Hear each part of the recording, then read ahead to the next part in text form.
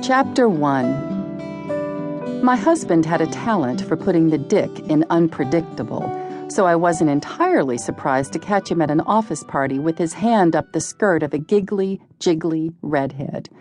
Or that he had mistletoe dangling from his belt buckle, even though it wasn't Christmas. Suddenly, 8 years of wondering if I was paranoid or intuitive were finally answered. Richard was cheating on me, and I couldn't ignore it any longer. I probably should have left him sooner, but I was dumb in love. Plus, my mother thought divorce was tacky, even though she'd been through one herself. Maybe she worried I couldn't do any better. Turns out, I couldn't have done much worse. Exactly 1 year, 6 days, and 14 hours later, Richard and I signed on the dotted line, and our marriage dissolved like margarita salt on the tongue, leaving behind the bitter aftertaste of something that started out sweet but ended sour. The details of our sordid divorce prompted a feeding frenzy for the local Glenville press. Richard was the city's favorite son, after all, and everyone wanted the juiciest morsel for their evening headline. His job as anchorman of Channel 7 News earned him a quasi-celebrity status and a sycophantic following. I, on the other hand, was painted in a single stroke as a gold-digging real housewife just after his cash. No one but he seemed to remember the incident with the redhead, and somehow I became the pariah, a one-dimensional villain trapped inside the reality show of my own life. So when my Aunt Dody called to invite the kids and me to spend the summer with her in tiny Belle Harbor, Michigan, it was an offer too good to refuse.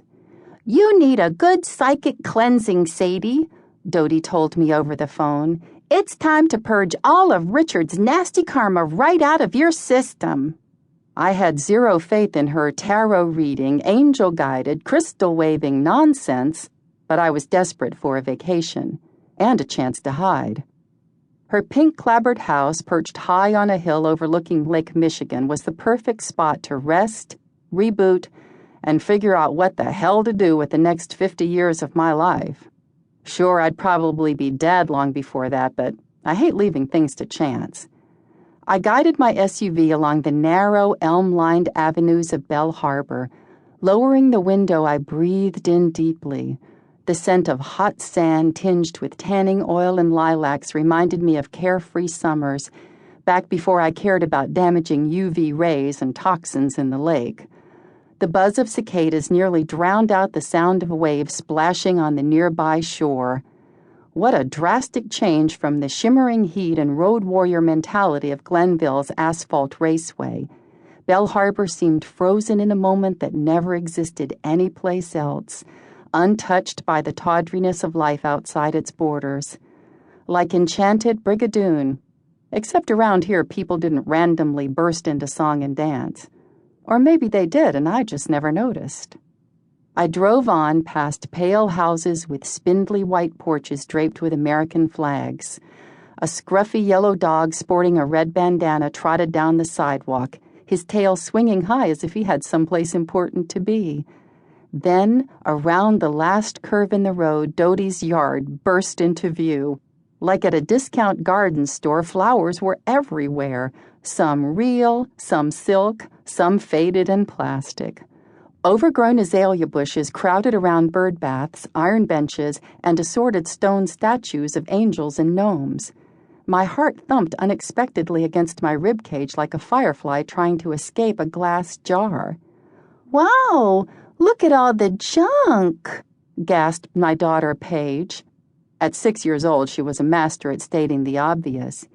"There's dwarfs," added 4-year-old Jordan. 1, 2, 3, 4. "Those are gnomes, dum-dum, and anyway, you're not supposed to call them dwarfs because it's rude.